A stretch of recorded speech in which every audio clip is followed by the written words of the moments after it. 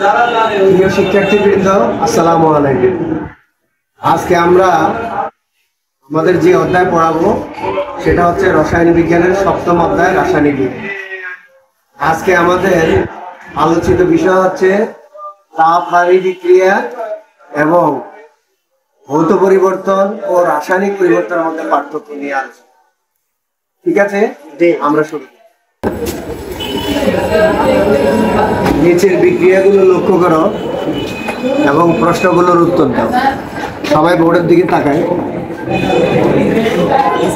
Hydrochloric acid plus sodium hydroxide বিক্রিয়া করে হয় সোডিয়াম ক্লোরাইড প্লাস পানি। মিথেন যোগ অক্সিজেন বিক্রিয়ার ফলে উৎপন্ন হয় কার্বন ডাইঅক্সাইড পানি। এখন এই সৃজনশীলে আমাদের প্রথম প্রশ্ন হচ্ছে তাপ-হারি বিক্রিয়া কাকে বলে? তাপের উপর নির্ভর করে রাসায়নিক বিক্রিয়া দুই প্রকার, একটা হচ্ছে তাপ উৎপাদী বিক্রিয়া, একটা হচ্ছে তাপ-হারি বিক্রিয়া।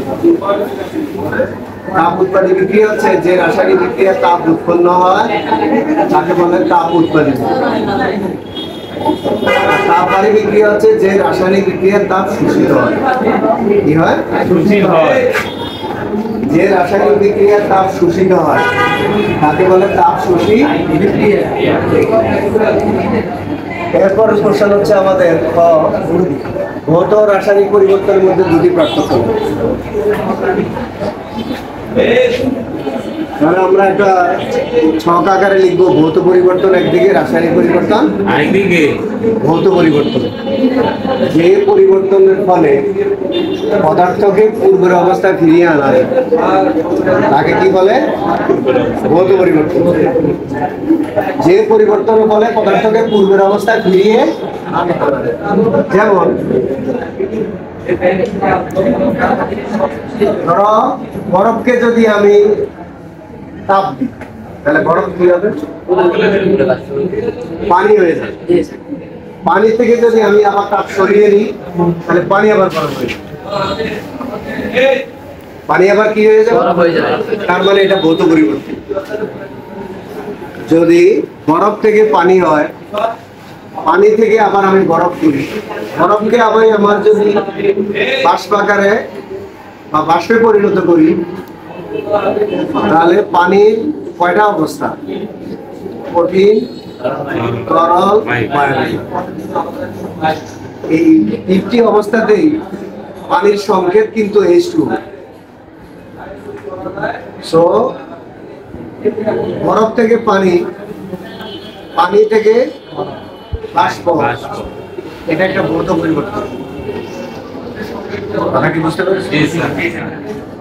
আচ্ছা, রাসায়নিক পরিবর্তনের একটা এক্সাম্পল হচ্ছে যেমন লোহায় মরিচা পড়া। আমরা লোহাকে দীর্ঘদিন ধরে বাতাসে রেখে দিই, বাইরে রেখে দিই, তাহলে বাতাসের জলীয় বাষ্পের সাথে লোহা বিক্রিয়া করে মরিচা উৎপন্ন করে। কি উৎপন্ন করে? মরিচা। তাহলে লোহায় মরিচা পড়া রাসায়নিক পরিবর্তন। তাহলে ভৌত পরিবর্তন ও রাসায়নিক পরিবর্তন আমরা কি ক্লিয়ার?